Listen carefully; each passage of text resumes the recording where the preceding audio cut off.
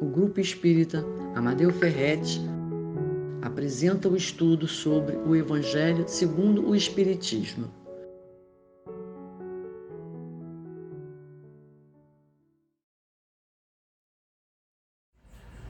Olá, prezados irmãos, é com imensa alegria que estamos aqui hoje mais uma vez, reunidos em pensamento e com um sentimento da mais profunda gratidão, por essa oportunidade que temos agora de refletirmos um pouco, sobre o Evangelho do nosso Mestre Jesus. Que possamos agora, primeiramente, agradecer a Deus, nosso Pai, nosso Mestre Jesus e a toda a espiritualidade boa e amiga que também se encontra presente nesse momento. Para começarmos com as nossas reflexões de hoje, para podermos harmonizar esse ambiente virtual, que a paz possa começar, ou melhor, que ela possa permanecer em nossos lares, e que nós sejamos todos nesse momento amparados por toda essa espiritualidade. Então, meus irmãos, vamos à nossa prece inicial.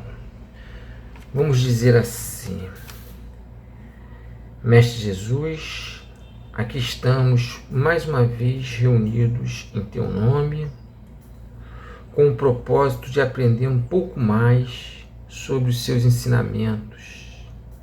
Ensinamentos esses que nos foi revivido e reapresentado pela espiritualidade através da doutrina dos Espíritos. Que possamos nesse momento estarmos dispostos a agregar um esforço maior para colocar em prática tudo aquilo que aprendemos através das suas palavras e exemplos expostos no Teu Evangelho.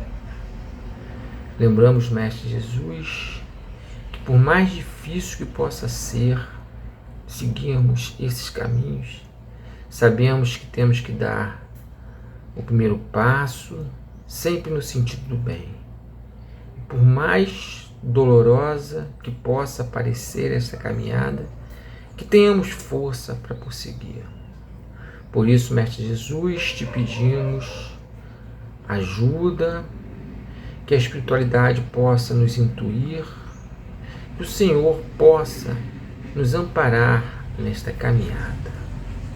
Agradecemos mais uma vez a espiritualidade amiga pelo apoio que tem nos dado em todos os momentos de dificuldades da nossa jornada material.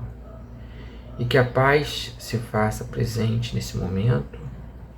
Assim seja, graças a Deus. Então, meus irmãos, nós vamos começar o nosso estudo. Como eu falei, hoje nós vamos fazer uma reflexão, que está lá no Evangelho segundo o Espiritismo, lá no capítulo 15, que é intitulado Fora da Caridade não há salvação.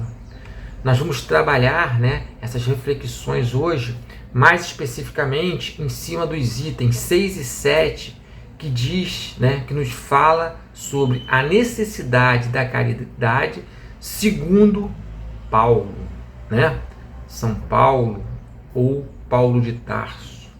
Então, só para a gente poder lembrar quem foi Paulo, Paulo, ele foi o autor das 14 primeiras epístolas do Novo Testamento da Bíblia. Lembrando que a Bíblia ela foi dividida no Velho Testamento, antes de Jesus, e o Novo Testamento, que é após a vinda do nosso Mestre Jesus. E ele, além disso, ele foi um dos maiores divulgadores desse Evangelho de Jesus. O que seriam essas epístolas? É até difícil falar o nome, epístolas. Na realidade, epístolas eram cartas que eram escritas pelos discípulos de Jesus e direcionadas a determinadas pessoas, ou as primeiras comunidades cristãs da época. né? Então, 2 dessas 14 epístolas escritas por Paulo foram dirigidas aos coríntios, né? Os coríntios, né, eram os companheiros de Paulo de uma comunidade cristã que vivia na cidade de Corinto, né, que é uma cidade da Grécia Antiga. E numa dessas epístolas, né, Paulo fala exatamente da caridade. Então, para nós podermos começar, né, a fazer essas reflexões, eu vou pegar o Evangelho aqui, eu vou ler, né, esses itens 6 e 7, né, o Evangelho segundo o Espiritismo, os itens 6 e 7, né, que é intitulado, como eu falei, ele está no capítulo 15, né, fora da caridade não há salvação, e no subitem, né, no subtítulo, necessidade de caridade, segundo Paulo, que é o nosso tema, e especificamente os itens 6 e 7, quem quiser depois pode consultar. E fala assim, ó, no item 6. Ainda quando eu falasse todas as línguas dos homens e as línguas dos próprios anjos, se eu não tiver caridade, serei como o bronze que soa e um símbolo que retine. Ainda quando tivesse o dom de profecia, que penetrasse todos os mistérios e tivesse perfeita ciência de todas as coisas, ainda quando tivesse toda a fé possível, até o ponto de transpor montanhas, se não tiver caridade, nada sou. E quando houvesse distribuído os meus bens para alimentar os pobres, e houvesse entregado o meu corpo para ser queimado, se não tivesse caridade, tudo isso de nada me serviria. A caridade é paciente, é branda e benfazeja. A caridade não é invejosa, não é temerária, nem precipitada, não se enche de orgulho, não é desdenhosa, não cuida de seus interesses, não se agasta, nem se azeda com alguma coisa, não suspeita mal, não se rejubila com a injustiça, mas se rejubila com a verdade. Tudo suporta, tudo crê, tudo espera, tudo sofre. Agora, essas 3 virtudes, a fé, a esperança e a caridade, permanecem, mas dentro delas, a mais excelente é a caridade. Paulo, primeira epístola aos Coríntios, capítulo 13, versículo de 1 a 7 e 13. Eu vou ler também o item 7, que faz parte do nosso estudo, para depois a gente poder comentar um pouquinho sobre esta epístola. No item 7, ele vem fazendo um comentário sobre isso, né? Ele fala assim, ó: de tal modo compreendeu Paulo essa grande verdade que disse: quando mesmo eu tivesse a linguagem dos anjos, quando tivesse o dom da profecia, que penetrasse todos os mistérios, quando tivesse toda a fé possível, até o ponto de transportar as montanhas, se não tivesse caridade, nada sou. Dentre essas 3 virtudes, a fé, a esperança e a caridade, a mais excelente é a caridade. Coloca assim, sem equívoco, a caridade acima até mesmo da fé. É que a caridade está ao alcance de toda a gente, do ignorante como do sábio, do rico como do pobre, do independente de qualquer crença particular. Faz mais, define a verdadeira caridade, mostra não só na beneficência, como também no conjunto de todas as qualidades do coração, na bondade e na benevolência para com o próximo. Né? Então, esses são os itens 6 e 7 do Evangelho que nós lemos agora. Agora nós vamos, né, começar a fazer as nossas reflexões, vamos trabalhar um pouquinho. Mas antes de nós começarmos isso, nós vamos lá, né, porque Kardec, né, quando a gente fala de caridade, Kardec também teve, né, essa dúvida. E lá na questão 886 do Livro dos Espíritos, ele faz esse questionamento para a espiritualidade, né? Na pergunta, ele vai perguntar, né, qual é o verdadeiro sentido da palavra caridade do jeito que Jesus entendia, né? E a resposta dos Espíritos é muito interessante, porque ela diz que a caridade é benevolência para com todos, indulgência para as imperfeições do outro e perdão das ofensas, né? É importante observar nessa pergunta sobre o verdadeiro sentido da caridade para Jesus, porque nós estamos, né, restringindo essa palavra caridade, porque ele pergunta não a definição de caridade. Nós poderíamos buscar lá no dicionário, mas não vem ao caso agora, né? Mas ele pergunta o sentido dessa palavra caridade para Jesus, né? Aí, para nós, né, o que seria caridade? O que é caridade? O que é ser caridoso? O que é fazer caridade? Não é isso? Seria darmos esmolas, simplesmente, levar comida aos necessitados, né? Ajudar, por exemplo, o centro espírita, ajudar uma igreja, comprar uma rifa de uma instituição de caridade, participar de almoço, né? O que seria essa caridade para a gente, né?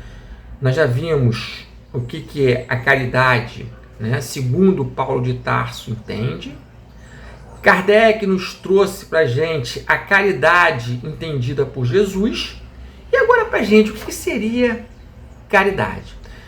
Então, para nós tentarmos responder essa pergunta, que parece no primeiro ser simples, nós vamos o quê? Nós vamos pegar, né, a passagem de Paulo, né, e vamos tentar destrinchar, como eu falei, fazendo algumas reflexões. Então eu peguei alguns textos, alguns trechos, né, do texto e trouxe para as nossas reflexões, né? Lá no item 6 a gente começa: ainda quando eu falasse todas as línguas dos homens e a língua dos próprios anjos, se eu não tiver caridade, serei como um bronze que soa a um símbolo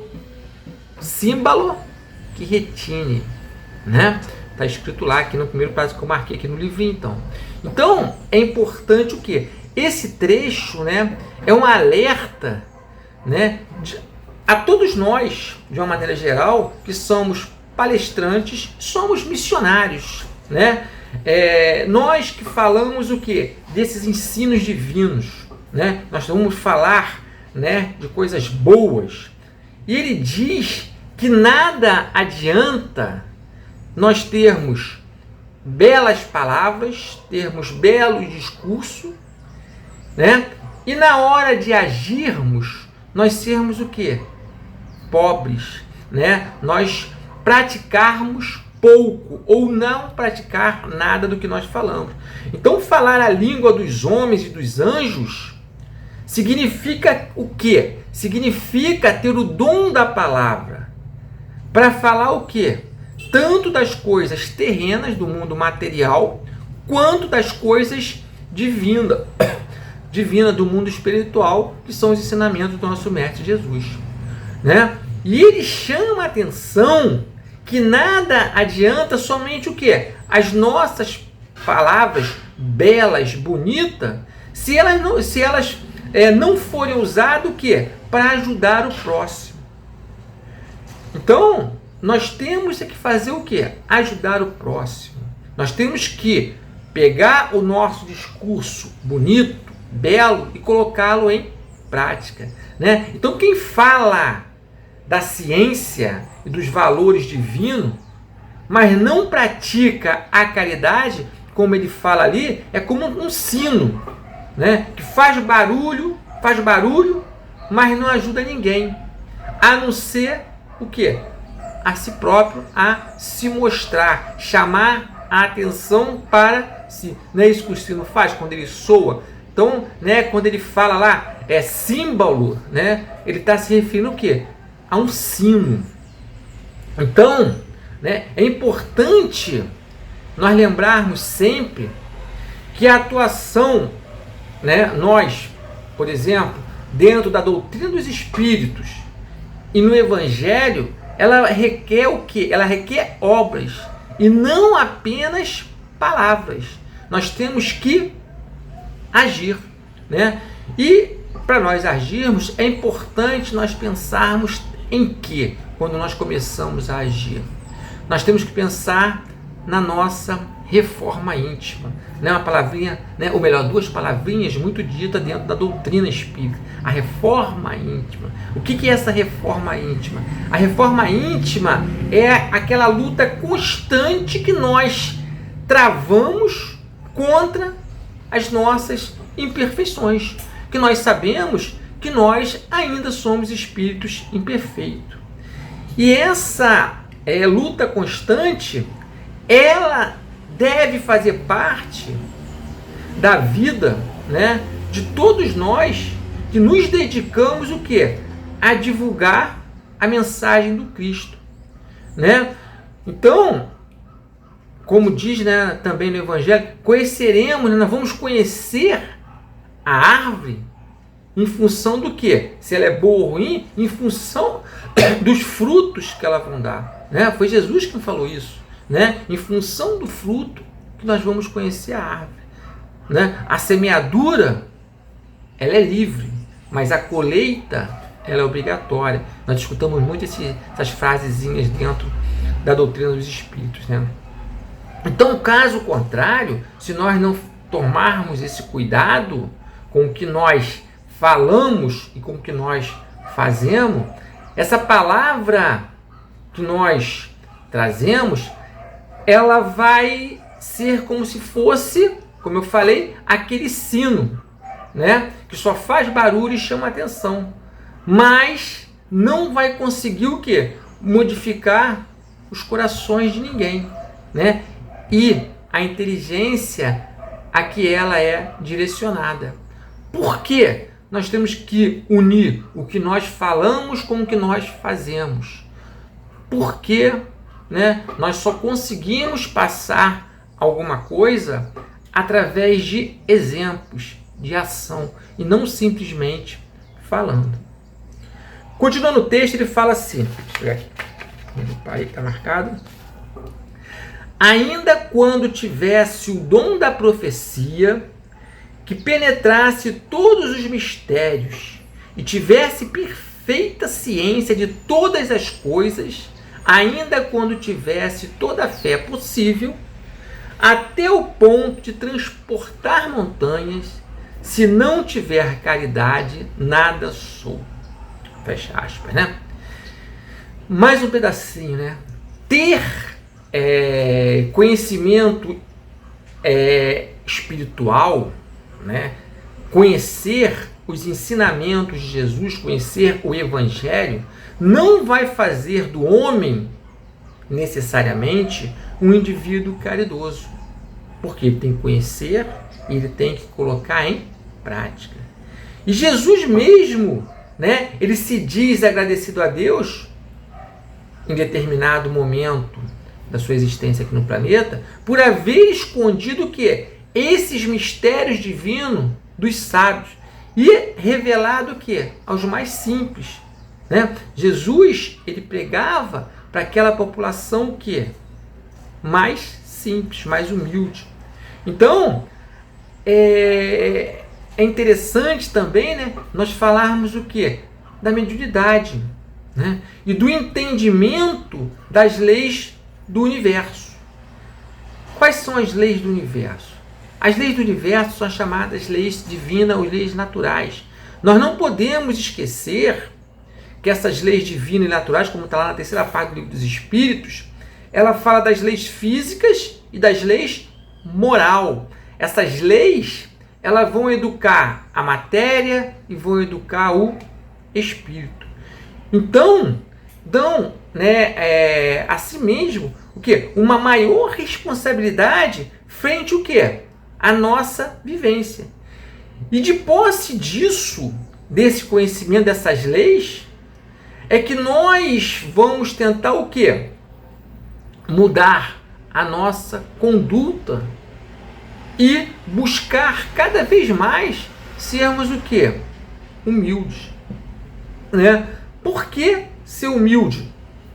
Na própria carta de Paulo, né, ele chama a atenção, lá no começo, logo, né, dos religiosos em geral, né, com a afirmação de que por mais fé que nós tivermos em Deus e nas nossas próprias forças, quer dizer, por mais fé que nós tenhamos em Deus e em nós mesmos, nós nada seremos se não tivermos o quê? A chamada caridade. Né? Interessante como essa palavra aparece bastante, né? É o tema do nosso assunto, a caridade. Né? O que vem a ser essa caridade? Então, muito de nós, né, podemos dizer que nós acreditamos, né, que a fé inabalável, né, ela é aberta o quê? Para a ajuda do alto. Só que Paulo diz que a caridade ela é mais importante do que a fé. Ser caridoso é mais importante do que ter fé.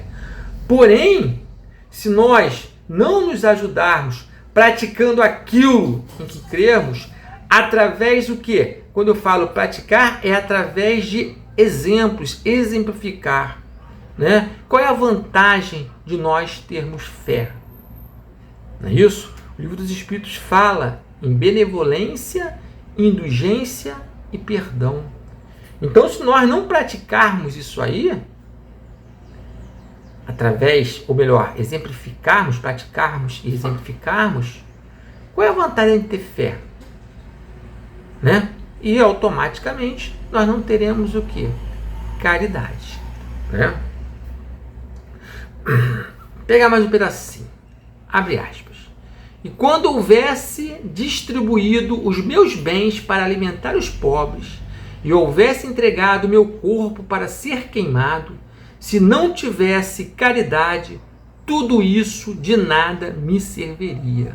Fecha aspas. Né? Agora ele fala dos bens materiais. Né? Dar esmola e acabar com a necessidade material é muito importante. Não é isso? Porém, isso não necessariamente é caridade. Né? Nós precisamos, né, ficar atento que tudo, evidentemente, vai depender o quê? Da intenção. Como que nós oferecemos a esmola? Então, se nós fizermos uma doação material com o objetivo de aparecermos para os outros, por exemplo, né? Então, nós estaremos apenas o quê? Aliviando a nossa consciência. Nós estaríamos o quê? Simplesmente o quê? Se mostrando, dizendo que nós ajudamos, nós fizemos isso, nós demos, né? Na realidade, nós estaremos o quê? Nos enganando. Além disso, né, nós podemos correr o risco de ajudá-lo, o necessitado, e ao mesmo tempo nós podemos estar humilhando. Nós temos que tomar muito cuidado com isso. Né? Nós podemos estar doando com um ar de superioridade que muitas das vezes vai fazer com que a pessoa que está recebendo se sinta mal, se sinta ofendida, se sinta ferida, menosprezada, como se nós estivéssemos colocando-a para baixo. Então, até mesmo para dar a esmola, né, para doar o bem material, nós temos que tomar um determinado cuidado. A doação, né, a caridade, a verdadeira caridade, né, a doação desinteressada, ela deve nascer da compreensão da lei de Deus. Né? O que nós temos que pensar? Que nós estamos ajudando um irmão. Porque Jesus, né? Jesus, ao contrário do Velho Testamento, no Novo Testamento, né? Jesus vem no Novo Testamento nos apresentar Deus como Pai. E todos nós como irmãos. Ele fala da família universal. Então, quando nós estivermos, né, doando, que nós possamos ajudar, né, e ter como finalidade o amparo e o alívio da dor daquele nosso irmão que está passando naquele momento. Então ele fala, né, nesse pedacinho que nós estamos estudando, ele fala em distribuir todos os bens em esmola, né, é praticar a caridade material, o que é louvável. Porém, não é a caridade completa, porque ela supre apenas a caridade material, mas não a mais importante, que é a necessidade moral. Às vezes, aquele nosso irmão, ele pode estar precisando de uma palavra amiga, ele pode estar precisando de um ouvido para escutar o que ele tem a dizer, ele pode estar necessitando de um abraço. É muito mais do que o material. Então, muitas pessoas não precisam dessa ajuda material. Ou melhor, não precisam apenas dela, mas sim elas precisam o quê?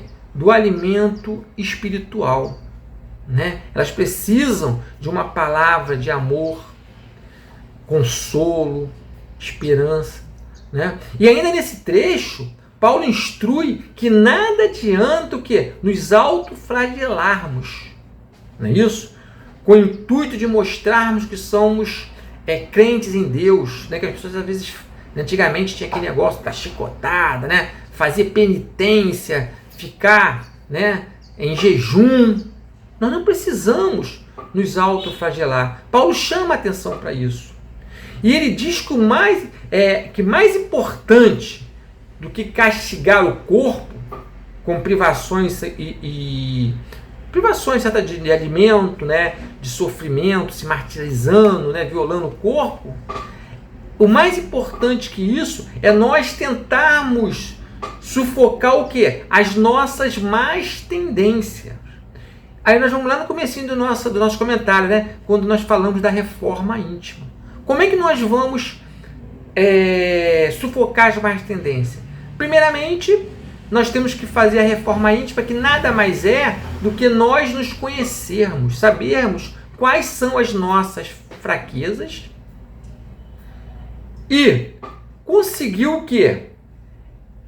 Eliminar essas fraquezas através da reforma íntima. Continuando. A caridade é paciência, é branda, é benfazeja. A caridade não é invejosa, não é temerária, nem precipitada. Não se enche de orgulho, não é desdenhosa, não cuida de seus interesses, não se agasta, nem se azeda com alguma coisa, não suspeita mal, não se rejubila com a justiça, mas se rejubila com a verdade. Tudo suporta, tudo crê, tudo espera, tudo sofre. Né? Então o apóstolo, né, Paulo no caso, ele nos mostra o que? Com esse trechinho aí, né? Ele nos mostra a verdadeira caridade. Ela vai nos trazer o que? Resignação, não aceitação, resignação.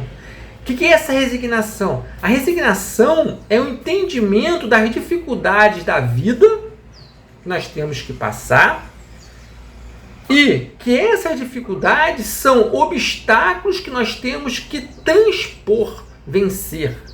Objetivando o quê? Com o objetivo do nosso progresso espiritual, que é para isso que nós estamos encarnados. Então ela alia a bondade para com todos, independente do momento, né? Por quê? Porque quando nós temos, né, esse sentimento de ódio, vingança, né, esses sentimentos apenas eles vão nos corroer por dentro, né? Enquanto de novo, né? Nós vamos lá na doutrina dos espíritos, lá, ou no livro dos espíritos, desculpa, né? Quando Kardec pergunta, né? Enquanto que ele fala do perdão, né? Enquanto que nós pudermos perdoar, nós vamos progredir. E diz ainda, né, a prudência, que deve fazer parte o quê? Da busca da caridade. Então é um mundo, né? Eu até me perdi aqui o que eu ia falar, né? Até me perdi. Então, me perdi esse negócio. Nós precisamos, né? Enfim, né? Nós precisamos, né? Sempre estar a refletir sobre, né? Se realmente adianta nós levarmos vantagem em tudo, né? Principalmente, né, tem aquele ditado, né? Para alguém ganhar, alguém tem que perder, né? Então, nós temos que pensar se realmente vale a pena nós querermos levar vantagem em tudo, enquanto o outro, nosso irmão, está sofrendo com aquilo, né? Essa é a grande pergunta. Será que vale a pena nós levarmos vantagem enquanto o outro está perdendo? É aquilo que eu falei. Se alguém está ganhando, alguém está perdendo.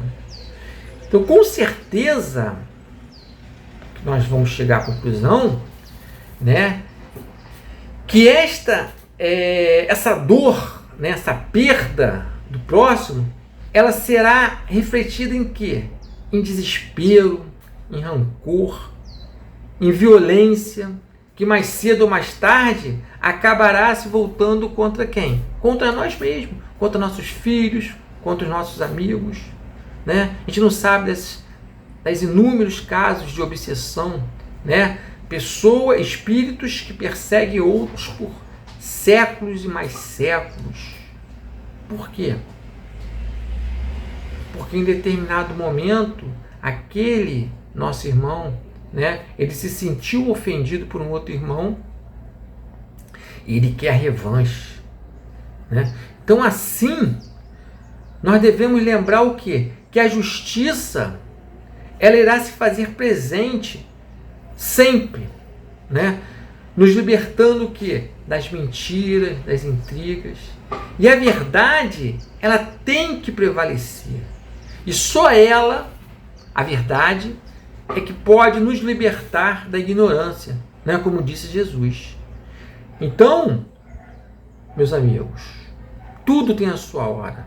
Saber esperar é próprio da caridade. Quando observarmos além da vida material, ver lá no horizonte a luz necessária para nos manter animado e vivo, buscando o quê? A sabedoria cristã, isso vai ser o equilíbrio, né, que vai ser proporcionado pela caridade, né? E ele ainda termina assim, né? Agora essas três virtudes, a fé, a esperança, caridade, permanecem, mas dentre elas a mais excelente é a caridade. Então agora é o momento de entender o que o Paulo quis dizer sobre o que é caridade, para nós fecharmos as nossas reflexões. Então, caridade, segundo Paulo, e como nós devemos entender, é um conjunto de atributos morais e intelectuais que fará do espírito ser dono do próprio destino. A fé e a esperança, né, indispensáveis para a existência sensata e confiante, são o quê? Assessoras da caridade, que será o sentimento principal a ser buscado por quem? Pelo dito homem de bem, que estará liberto do egoísmo e será encaminhado, né, para o reino dos céus. Então, ninguém, né, a gente concluiu, ninguém escreveu com tanta compreensão e com tanta sublimidade sobre caridade como Paulo. Então, se tivéssemos essas palavras sempre em nossa mente, em nossos corações, nós seríamos muito melhores do que somos.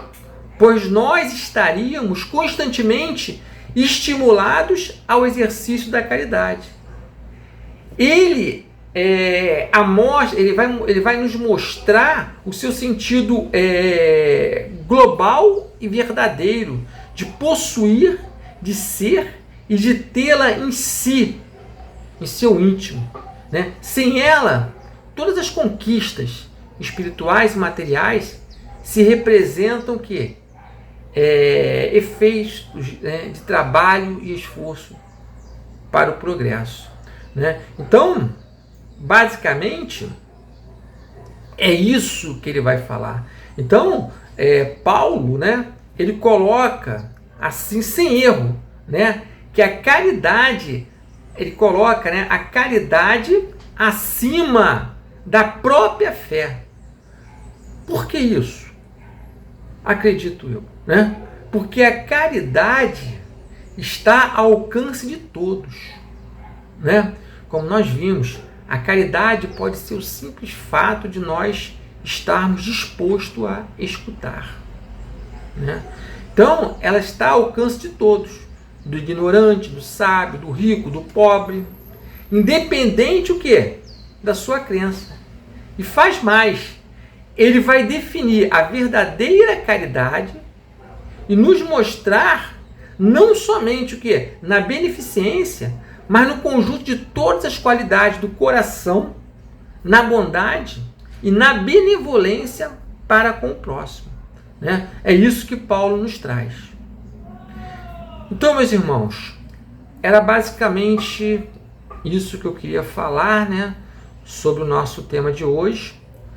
Agora, para nós encerrarmos, nós vamos para a nossa prece final e depois nós encerraremos o nosso estudo. Então, vamos lá para a nossa prece final. Elevemos nosso pensamento a Deus, Pai do Universo, causa primária de todas as coisas. Agradecemos por mais esse momento de aprendizagem, com base na luz da doutrina dos Espíritos, ao amado Mestre Jesus, por sua luz evangelizadora, renovando assim o nosso propósito de servir com amor e dedicação, desejando poder fazê-lo com a maior boa vontade que nossa compreensão pode ter. A espiritualidade amiga, agradecemos também, mais uma vez, pelas orientações intuitivas que nos iluminaram o pensamento nesse momento. Aos amigos desencarnados que, através de nós, puderam participar desse estudo, ampliando a sua compreensão sobre a vida de uma maneira geral. Que a paz se faça presente em nossos corações, que possamos seguir o modelo e guia da humanidade, que é o nosso Mestre Jesus, com fé inabalável, estimulada e relembrada pela doutrina dos Espíritos. Que assim seja, graças a Deus. Então, meus irmãos, muito obrigado aí pela atenção nesse momento. De todos possamos ter uma boa semana, na paz, com nossos familiares, com nossos amigos. Que assim seja. Muito obrigado e uma boa semana para todos. Convidamos a todos para assistirem à nossa próxima palestra. Aguardamos vocês.